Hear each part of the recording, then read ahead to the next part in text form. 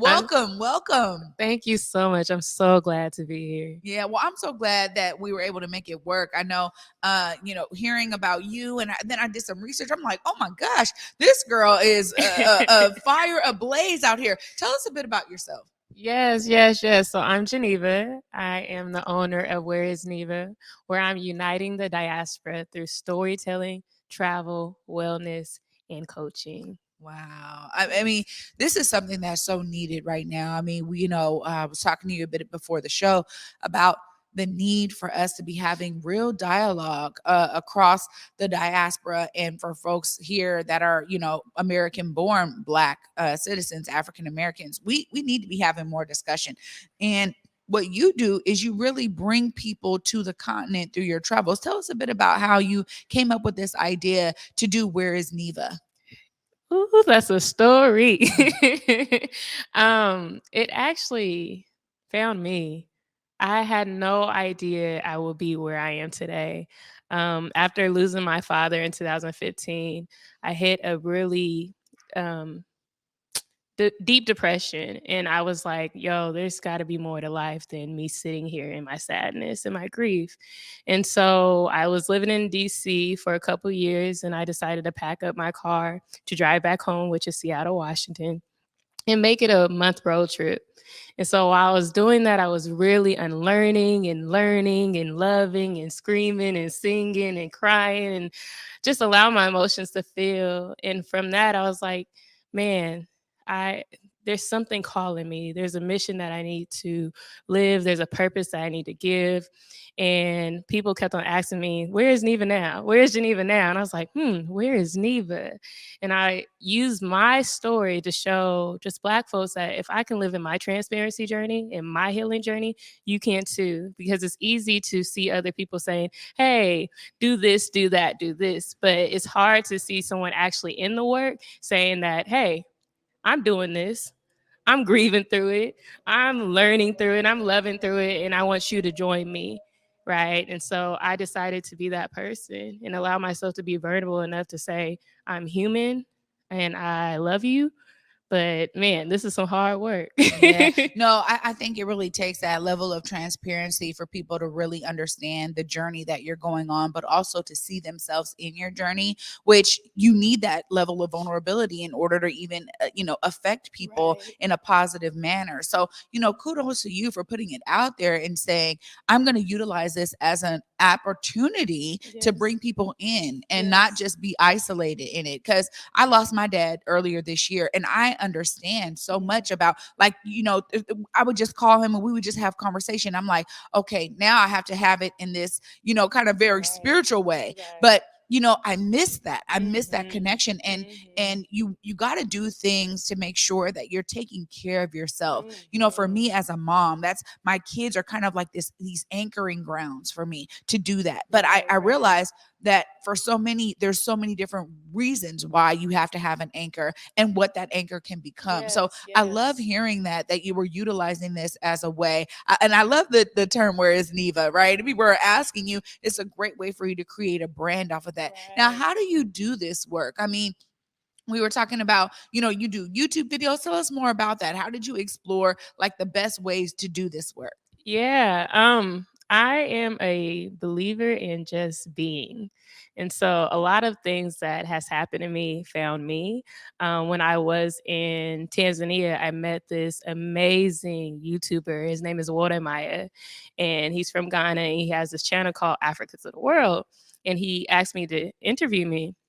And so I got interviewed and he's like, Jeneva, you need to get on YouTube. And I was like, YouTube? I don't know about that. And he was like, no, do it. And so just listening to just other people telling me that this is what I need to do and the path that I are in alignment with, that want the best for me, and just leaning to the uncomfortableness and saying, hey, let me try this out. Let me be curious of what this takes me and not just so against it. It has allowed me to like flourish in different ways. Like when I was in Ghana, I created a poetry visual and just listening to spirit. Spirit was like, go to Cape Coast Castle. And so I went, and being a YouTuber, I wanted to record everything. But Spirit was like, Jeneva, do not record anything. I want you to be in this experience. And so I was there, and I felt the walls. And Cape Coast Castle is a place where our ancestors were kept before moving to the Americas. And so felt the walls, was crying and all that other stuff. And then I went to the place that I was staying, and my mind just started moving. And I was like, yo, something needs to give from this. And so I looked at some of my old poetry, and I found a poem that I wrote a while ago, and it was so fitting. And so from that, I then start messaging people that I met at because I went for Afrochella and Afro Nation, and I was messaging some people that are from Ghana, like, hey, do you know how to do this? Do you know how to do that? And they was like, have you ever created a brain map of like a visual? And I was like, no, what is that? And so they gave me some ideas, and I was like, okay. And then I went to my Instagram family. I was like, hey, I have this plan, and I really need some donations. Can you guys help me like donate? And I'll send you guys some cards and stuff like that. And we raised like maybe 2K, and I was able to put a poetry visual together with some creatives in Ghana and America who are all melanated, and we created this poetry visual called Beyond the Return. And yeah, and since then, I had people reach out to me and say, yo, that live in Ghana is like, yo, Jeneva, you helped me build my career because of you listening to Faith. And so my calling is really listening to purpose and listening to my heart, listening to Faith, listening to my ancestors. And I just let go and I release. I allow myself to be the vessel that God want me to be. And it's hard. It's very uncomfortable, but it's just like my mission and my purpose is so much bigger than me.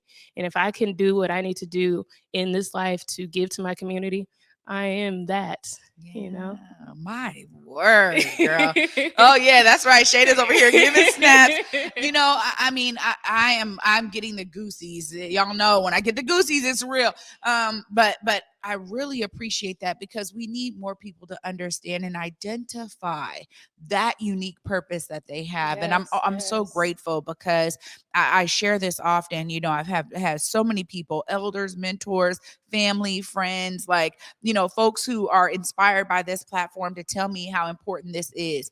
And I'm so grateful for that, right? I am so grateful to hear that it's making the impact that I'm intending for it to make. That right there is the key. Like, Right. that's why we do the things that we do, right? There's something that is innate in us that is way bigger than us, and we give into that thing, right? And so I feel you 100%. I think it's so important for people to understand and recognize that we each have that within us. So that's beautiful foundation for you to then say, now the next thing I'm going to be doing is this Black LoveSeat Series. So now you get to tell us all about this venture you have going on. Okay, yeah. So Black LoveSeat Series started during COVID when I was just brainstorming just a lot of things that I want to give to my community.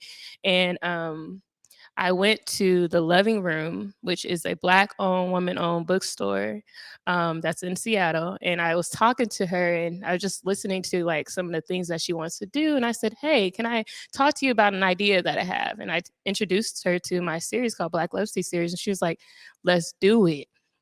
And I just want to pause there because it's to get uncomfortable with being vulnerable with people is another step.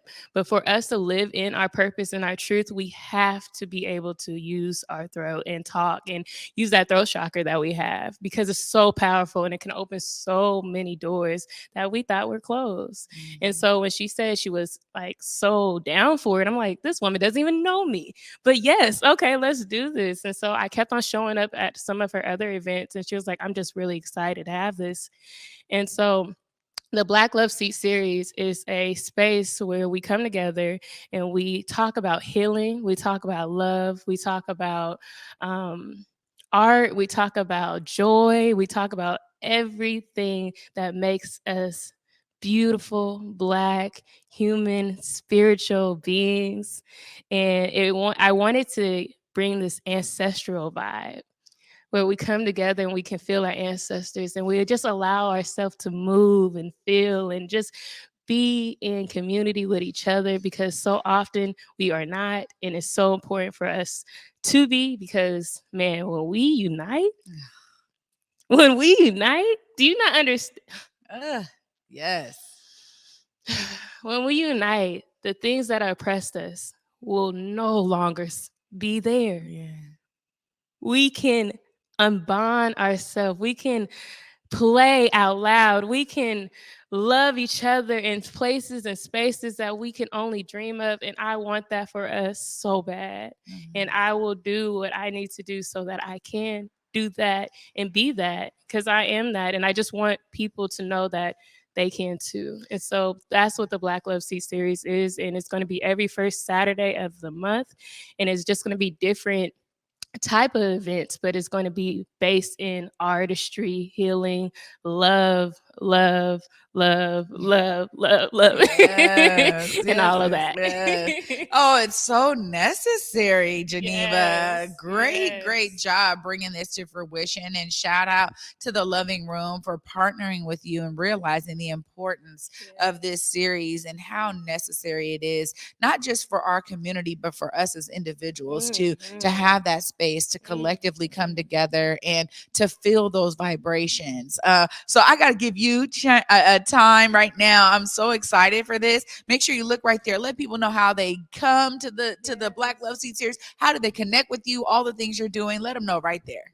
Okay, yes, you can find me at Where's Neva, WHEREISNEVA, on all platforms. And you can find the Loving Room at Loving Room Books, yes, on Instagram. And you can find all the information on the Black Love Seat series on our platforms. I am also giving Black, that's what I call it, for Giving Tuesday, where we are going to hopefully sponsor 5 tickets to some Black family members who need some financial support, because I don't want the finances to be in the way of our healing. So if you want to donate, you can do that also on Eventbrite and from Where's Neva. Wow. Jeneva, great job. So happy to be connected and so glad to have you here in this space. Thank you so much for coming down here to the Black Media Matter Studios in my living room set.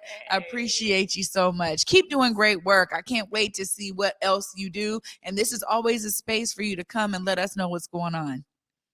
I really appreciate that. Thank you so much. Absolutely. Thank you for your work. Absolutely. Thank you. Oh my